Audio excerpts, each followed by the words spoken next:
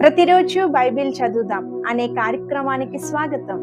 ఈరోజు బైబిల్ పఠనము ఆదికాండము 2వ అధ్యాయము. ఆకాశమును భూమియు వాటిలోనున్న సమస్త సమూహమును సంపూర్తి చేయబడెను. దేవుడు తాను చేసిన తన పని 7వ దినములోగా సంపూర్తి చేసి తాను చేసిన తన పని అంతటి నుండి 7వ దినమున విశ్రమించెను. కాబట్టి దేవుడు ఆ 7వ దినమును ఆశీర్వదించి పరిశుద్ధపరచెను. ఏలయనగా దానిలో దేవుడు తాను చేసినట్టు సృజించినట్టు తన పని అంతటి నుండి విశ్రమించెను. దేవుడైన యెహోవా భూమిని ఆకాశమును చేసిన దినమందు భూమి ఆకాశమును సృజించబడినప్పుడు వాటి ఉత్పత్తి క్రమము ఇదే. అది వరకు పొలమందలి ఏ పొదయో భూమి మీద నుండలేదు, పొలమందలి ఏ చెట్టును మొలవలేదు. ఏలయనగా దేవుడైన యెహోవా భూమి మీద వాన కురిపించలేదు, నేలను సేద్యపరచుటకు నరుడు లేడు. అయితే ఆవిరి భూమి నుండి లేచి నేల అంతటినీ తడిపెను.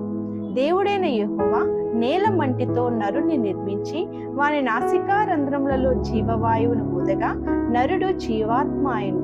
దేవుడైన యెహోవా తూర్పున ఏదెనులో ఒక తోట వేసి తాను నిర్మించిన నరుని దానిలో ఉంచెను. మరియు దేవుడైన యెహోవా చూపునకు రమ్యమైనదియు ఆహారమునకు మంచిదియునైన ప్రతి వృక్షమును ఆ తోట మధ్యను జీవ వృక్షమును మంచి చెడ్డల తెలివినిచ్చు వృక్షమును నేల నుండి మొలిపించెను. మరియు ఆ తోటను తడుపుటకు ఏదెనులో నుండి ఒక నది బయలుదేరి అక్కడ నుండి చీలిపోయి 4 శాఖలాయెను. మొదటి దాని పేరు పీషోను. అది హవీలా దేశం అంతటి చుట్టూ పారుచున్నది. అక్కడ బంగారం ఉన్నది. ఆ దేశపు బంగారము శ్రేష్టమైనది. అక్కడ బోలమును గోమేధికమును దొరుకును. 2వ నది పేరు గీహోను. అది కూషు దేశమంతటి చుట్టూ పారుచున్నది. 3వ నది పేరు హిద్దేకెలు. అది అష్షూరు తూర్పు వైపున పారుచున్నది. 4వ నది యూఫ్రటీస్. మరియు దేవుడైన యెహోవా నరుని తీసుకుని ఏదైనా తోటను సేద్యపరచుటకును దాని కాచుటకును దానిలో ఉంచెను. మరియు దేవుడైన యెహోవా ఈ తోటలోనున్న ప్రతి వృక్ష ఫలములను నీవు నిరభ్యంతరముగా తినవచ్చు, అయితే మంచి చెడ్డల తెలివినిచ్చు వృక్ష ఫలములను తినకూడదు. నీవు వాటిని దినమున నిశ్చయముగా చచ్చెదవని నరునికి ఆజ్ఞాపించెను. మరియు దేవుడైన యెహోవా నరుడు ఒంటరిగా నుండుట మంచిది కాదు, వానికి సాటి అయిన సహాయమును వాని కొరకు చేయుదుననుకొనెను. దేవుడైన యెహోవా ప్రతి భూజంతువును ప్రతి ఆకాశ పక్షిని నేల నుండి నిర్మించి ఆదాము వాటికి ఏ పేరు పెట్టునో చూచుటకు అతని యొద్దకు వాటిని రప్పించెను. జీవము గల ప్రతి దానికి ఆదాము ఏ పేరు పెట్టెనో ఆ పేరు దానికి కలిగెను. అప్పుడు ఆదాము సమస్త పశువులకును ఆకాశ పక్షులకును సమస్త భూజంతువులకును పేరులు పెట్టెను.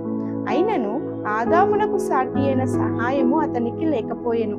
అప్పుడు దేవుడైన యెహోవా ఆదామునకు గాఢ నిద్ర కలుగజేసి అతడు నిద్రించినప్పుడు అతని ప్రక్కటెముకలలో ఒకదానిని తీసి ఆ చోటును మాంసముతో పూడ్చివేసెను. తరువాత దేవుడైన యెహోవా తాను ఆదాము నుండి తీసిన ప్రక్కటెముకను స్త్రీనిగా నిర్మించి ఆమెను ఆదాము నొద్దకు తీసుకుని వచ్చెను. అప్పుడు ఆదాము ఇట్లనెను, నా ఎముకలలో ఒక ఎముక, నా మాంసములో మాంసము, ఇది నరునిలో నుండి తీయబడెను గనుక నారీ అనబడు. కాబట్టి పురుషుడు తన తండ్రిని తన తల్లిని విడిచి తన భార్యను హత్తుకొనును, వారు ఏక శరీరమై ఉందురు. అప్పుడు ఆదామును అతని భార్యయు వారిద్దరూ దిగంబరులుగా ఉండిరి, అయితే వారు సిగ్గు ఎరుగక ఉండిరి. ప్రతిరోజు ఇలా బైబిల్ పఠనం వినడానికి ఈ ఛానల్ను సబ్స్క్రైబ్ చేసుకోండి, లైక్ చేసి ఇతరులకు షేర్ చేయండి. దేవుడు మిమ్మల్ని దీవించును గాక. ఆమేన్.